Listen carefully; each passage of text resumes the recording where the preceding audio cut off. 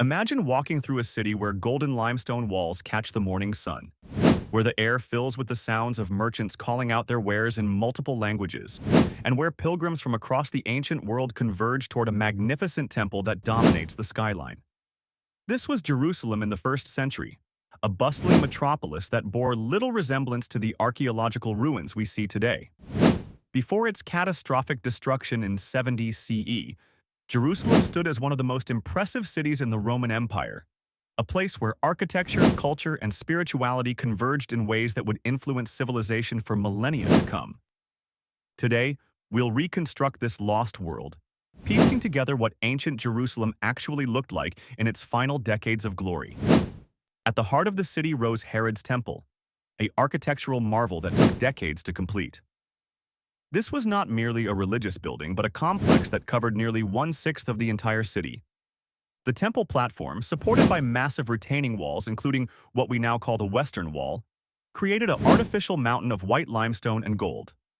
The temple itself stood over 15 stories high, its facade covered in gleaming white marble and gold plates that reflected sunlight so brilliantly that approaching pilgrims often had to shield their eyes.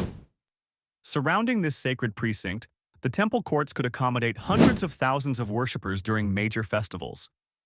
Covered porticos with soaring columns provided shelter, while the court of the Gentiles buzzed with activity as money changers and merchants sold sacrificial animals to visiting pilgrims. Beyond the Temple Mount, Jerusalem's residential quarters cascaded down the surrounding hills in a carefully planned urban landscape.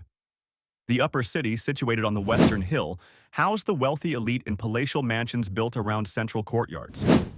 Archaeological excavations have revealed homes with elaborate mosaic floors, private ritual baths called mikvahs, and sophisticated water systems. These residences often featured multiple stories, flat roofs used for additional living space, and underground cisterns that collected precious rainwater. The lower city, spreading across the southeastern ridge, presented a different face of Jerusalem. Here, narrow streets wound between modest stone houses where artisans, merchants, and common citizens lived. Workshops lined the ground floors while families occupied the upper levels. The density was remarkable, with buildings often sharing walls and courtyard spaces. Connecting these neighborhoods, Jerusalem's street system followed the natural contours of the hills while incorporating Roman urban planning principles. The main thoroughfares were paved with large stone blocks and featured covered drainage systems beneath. Markets lined these streets, creating covered bazaars where goods from across the Mediterranean world changed hands. Spices from Arabia, silk from the Far East, and pottery from throughout the Roman Empire filled the stalls. Water was the lifeblood of this urban center, supplied through an ingenious network of aqueducts, pools, and cisterns. The Pool of Siloam, the Pool of Bethesda, and numerous other water installations not only served practical needs, but became gathering places and landmarks within the city's social fabric.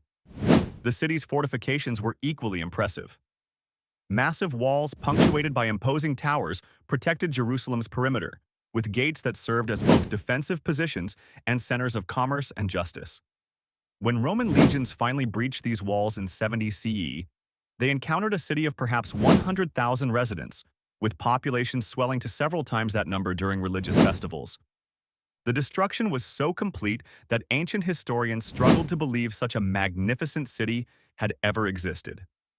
Today, as archaeologists continue uncovering Jerusalem's ancient foundations, we gain new appreciation for what was lost, an urban masterpiece that represented the pinnacle of ancient architectural achievement and the vibrant heart of an entire civilization.